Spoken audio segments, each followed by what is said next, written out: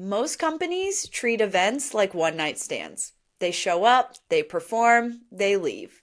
But what if your events could compound? What if each one made the next one easier, stronger, and more valuable?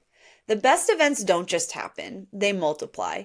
And our guest this week doesn't run one-offs, he stacks returns. Because the best event strategy isn't a one-hit wonder, it's a greatest hits album. It's Event About It with Martin Fretwell.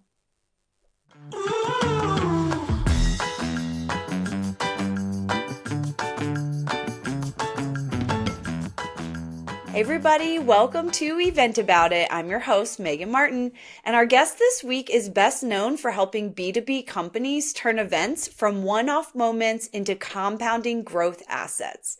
He's the founder of Event Driven Growth, where events stop being a calendar obligation and start behaving like part of the business.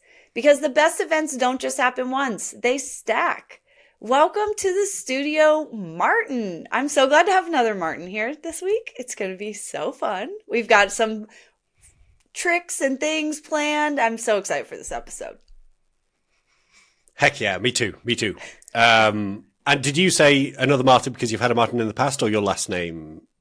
No, reference? You're the first other Martin that has joined the show. Like, I think some point I need to have like a whole season of people just with Martin in their name.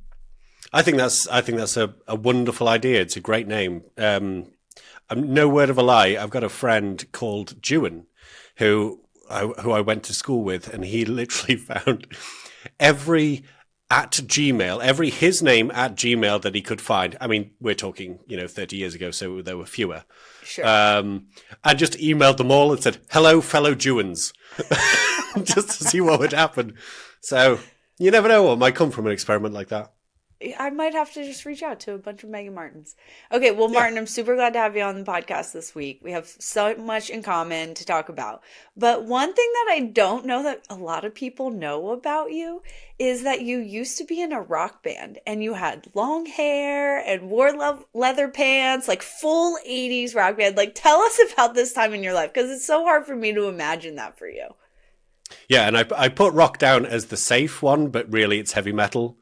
I have been into heavy metal for as long as I can remember, but it's a specific type of heavy metal called power metal, which is very so it's not your rah, rah, rah, rah, rah. It's like uplifting and powerful and power chords and major chords and stuff like that. So it soars. And so, yeah, with that look comes long hair, leather pants. And yeah, so I was the front man on stage for this band for a couple of bands over my time, but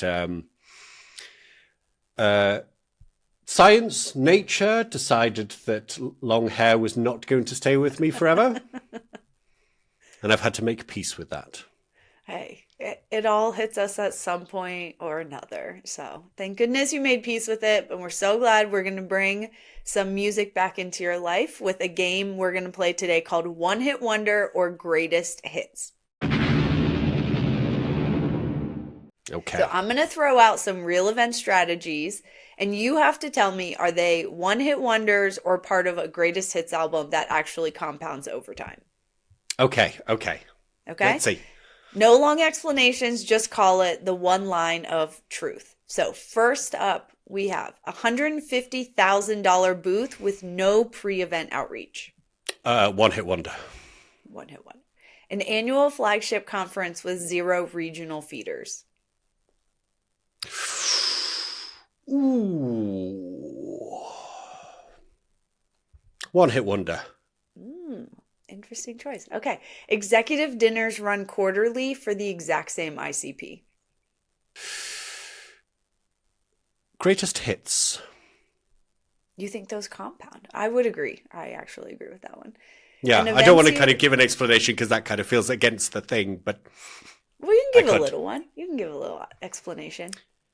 Yeah, I mean, I just think that's how community is built, for sure. Like, if you've got a repeat structure and you're inviting like 25% who've been before that will bring new people, I think absolutely. I would agree. Okay, this one actually goes on what you just said. An event series named, branded, and repeated every quarter. Yeah, greatest hits. Agreed. A killer keynote that never gets reused as content.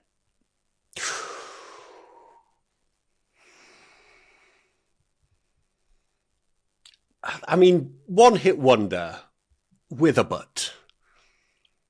Because there's never, nothing ever fails, right? You can always learn from something. So it always forces you to grow and become something new. Every experience does. So one hit wonder though, because yeah, you don't want to have it in the dark. Okay. Events measured only by attendance numbers.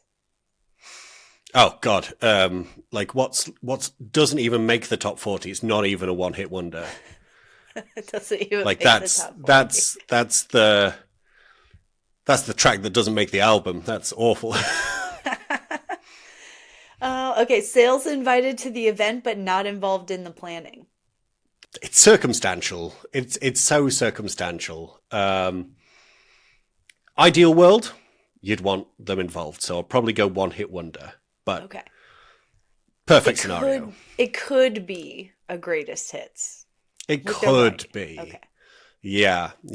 It's kind of what I just remember working with somebody whose entire sales team was compensated in such a way that they just wanted to be on the phones. Like taking them to an event was completely, they were not compensated for that type of thing. So they hated going to events. So if you've got a sales team like that, you don't want them anywhere near your planning. Because they're not happy to be there. Yeah.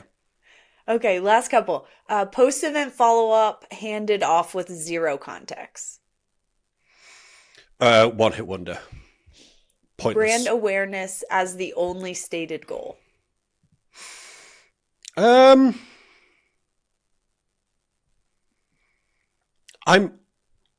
unexpectedly probably going to say greatest hits. I would agree. I think there's some events that are strictly brand awareness and they should be treated as such and measured differently than a demand gen or lead gen type of activity. You're not muddying the waters, are you? You're not complicating things. You've got to... That doesn't mean you can't get additional wins, but at least you've got a single path forward. Yes, agreed. Okay, last two. A sponsor logo wall with no integration or engagement. Like literally just a banner wall of logos. Yeah. I mean, yeah, again, that's the hit that doesn't make the album. It's just... It's that song that you've produced that the band doesn't like and doesn't go anywhere. You've just wasted time and money. Yeah. Events justified because we've always done it that way. Oh my God. Oh. For those that are listening and not watching, Martin literally just cringed. Yeah, like that was a full squirm. A full body movement. Suggest that. So I think that's probably answers that one. Yeah. That one doesn't make the album at all. We're not even going to record it. Amazing. Well, thank you for playing One Hit Wonder or Greatest Hits. And now it's time for my absolute favorite session, the Vent of the Week. Because sometimes the only thing tighter than a load-in schedule is our patience. So this is your safe space to let it out. Tell us what irks you about events, attending events, planning events, whatever it is. Tell us. ROI at events, which like is becoming the big talking point of the year. And when we say ROI, I think like we're saying money. So, let's call it what it is. Yep. And I just think if you're reducing events to a money equation, you are just stripping off 90% of what events are good for. Like, if you want money from an event, you have to sell at the event. If you sell at an event, you're telling the audience this is not a safe space for them to come and bring their challenges, their goals, meet friends and everything like that. So, like, for their experience, it's going to be a 5 out of 10 at best. So that means they're not going to invite new people. They're not going to kind of recommend it to others. They're not going to recommend the organization. So you've kind of like, you've really honed in that short term and massively sacrificed your long term by doing it. And I just feel like, particularly LinkedIn, when we can't add context to those conversations, the ROI conversation drives me absolutely. Like one of my favorite things about producing events, and this is why I actually quite like virtual events, even though nobody's really doing them anymore, is like I think they're coming back, though. I will say, I think they are coming back. Yeah. But I like the friends that I meet with the speakers. Like I invited one particular person who's a former CMO who has ended up becoming we email every week about events, like where it's going, where it's been. We might potentially doing some collaborations together and stuff like that. And that relationship is really gonna, like, it's great for me. So I just feel like we can really miss out on things by just like, I just feel like money's like trying to hold on to water, right? It's like you can't grab it. Yeah. So I agree with you. I think not every event should be measured the same. And I think there are some events that are simply buyer events and people go there and they buy and then they go home and they don't need all the thrills. But where events go to the next level is to your point of community. And you're not the first person we've had on the podcast to talk about the value of the speakers and the networking and the things that go on when you're speaking at events and the camaraderie that sort of comes with that. So I think it's a great event. We should do more and we should measure differently because not all events are treated the same. Yes, well, that would actually lead into a second rant as well, is that we do talk about events as if they're all the same because it's such an enormous industry. Yeah. And I think, a good example who, is Julia Solaris, who's obviously a big influencer and talks about events a lot. And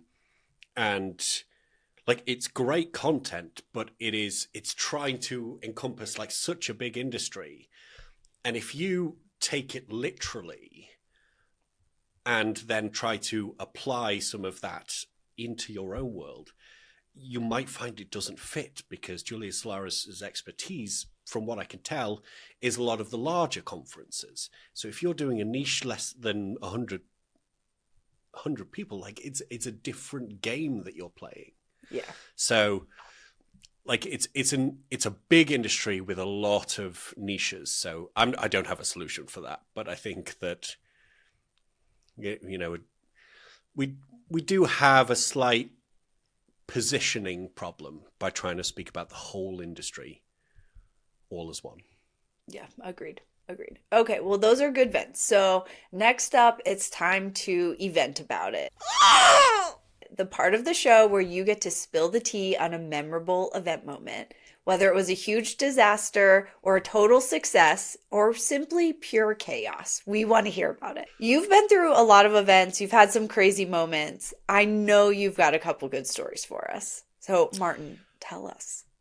Yeah, I mean, it's kind of, it's a fun thing having these kind of experiences that go wrong, because it's one of those industries where it goes wrong, and like if you can't do anything about it, it's like you just got to throw your hands up and just hope that something happens. I remember, I mean, this was a long time ago, but I was working from the UK on an event in Frankfurt, and just before the event started, the volcano in Iceland that has a huge long name that's impronounceable, that erupted into this massive ash cloud, and all of the flights, I don't know, like around the world, but certainly all the flights in Europe were grounded.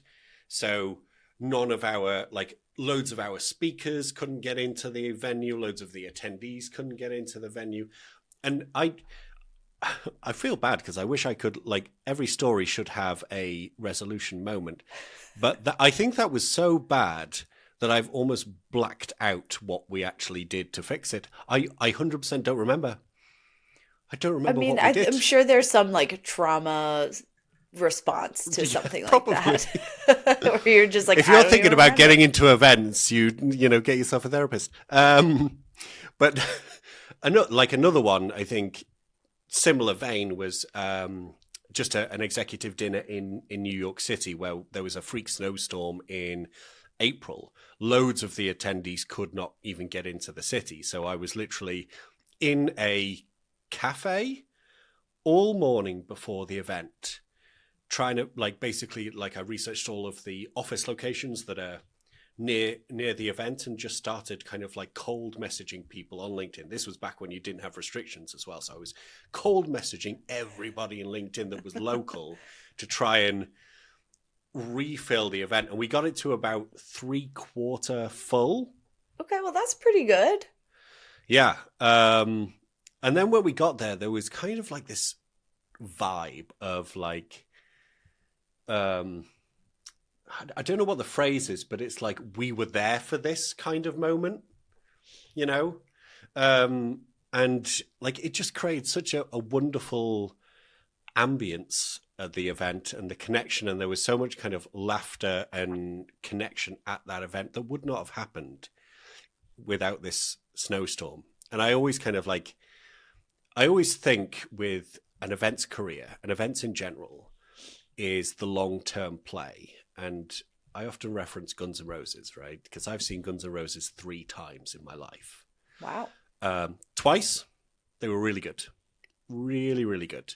Once, they were awful. Axl Rose was properly on one of his...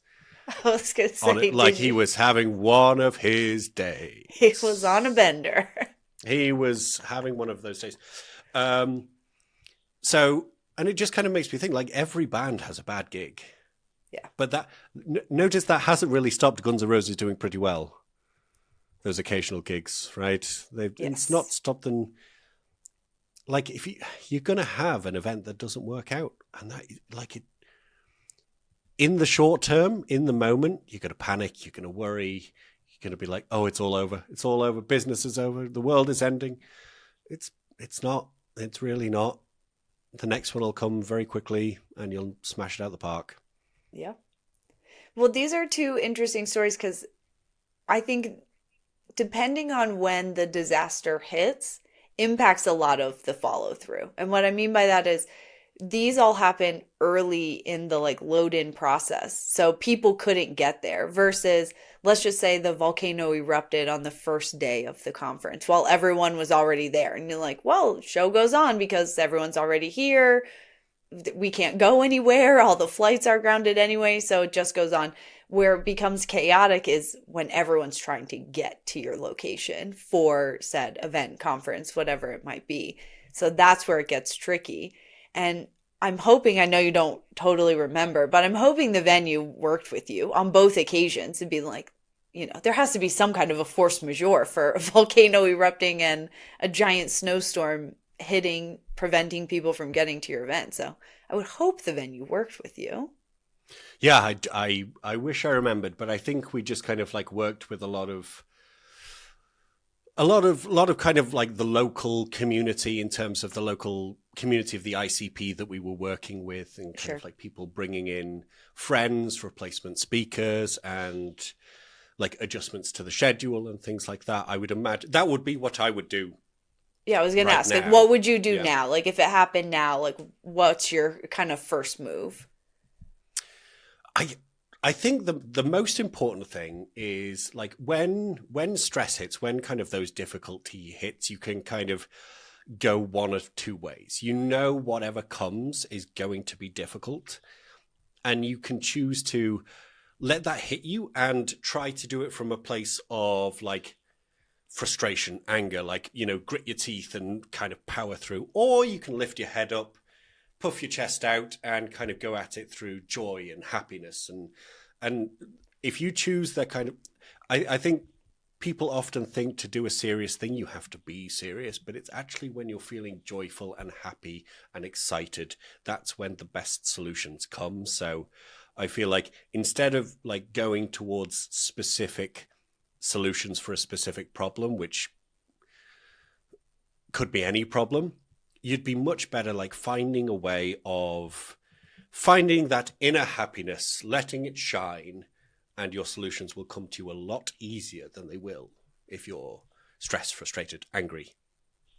Yeah, it's like trying to push through a writer's block. Like you're not going to write better if you just force it. Sometimes you have to take a step back and clear your mind to let better solutions come. Are you a writer, Megan? Do you do a lot of writing? I mean, these days, yes, I do. Ooh. These days I do. For newsletters and things like that, yeah. Yeah. Yeah. It's all part of content creation. I mean, I had to do a lot of writing to prep for this podcast and all the things that come before and after producing an episode. So it honestly has been a skill that I've been trying to flex more, and I'm glad I do it. I wouldn't say I'm very good at it, but thanks to AI, it makes it easier. I studied creative writing at university, so like when I hear somebody kind of like talking about writing things, I'm like, tell me more, please, tell me more, let us talk. I did read, we could get into this, some in the after show, but I did read a book recently about basically brain dumps every morning and how that spurs a whole creative process when you're just getting all of your thoughts out on paper in no rhyme or reason, just stream of consciousness, just write them down. And a lot of successes have come out of people just every morning filling pages of a brain dump. Oh, yeah. I've heard it's quite good on a night as well to be able to do Yeah. that kind of thing because then you sleep better. Correct. Yep. Yeah. But then, you can have thoughts on a night and in the morning. So why settle for just one? Yeah. Well, I keep a notebook on my nightstand, and when my brain spirals, I will just get there and start brain dumping everything on paper to settle it for sure.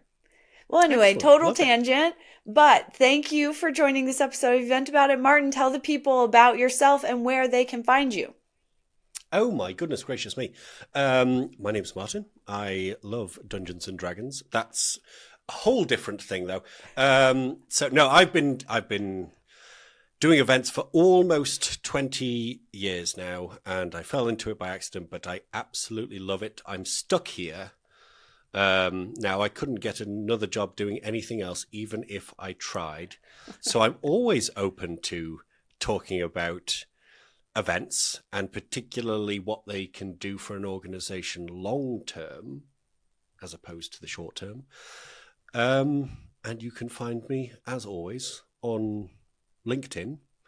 I believe it's /Don't Fret Guys, because my last name is Fretwell, so it's very clever. And I'm always open to a DM to talk about events. I'm a big believer in giving your best stuff away for free, so ask me anything, anytime. Amazing. Well, we'll be sure to link over to Martin's LinkedIn so you can connect with him. And that's all for today's episode of Event About It, where we connect events and marketing and prove that live experiences aren't just logistics, they're a growth channel. If this episode made you think differently about how events drive pipeline, brand, or growth, make sure you subscribe. That's how you'll catch what's coming up next, including the Event About It after show, where Martin and I get debatable about trade shows. And if you've got an event or a story or a moment from the field that deserves to be unpacked, you can always submit it at eventaboutitpodcast.com. Until next time, keep growing, keep laughing, and keep eventing about it.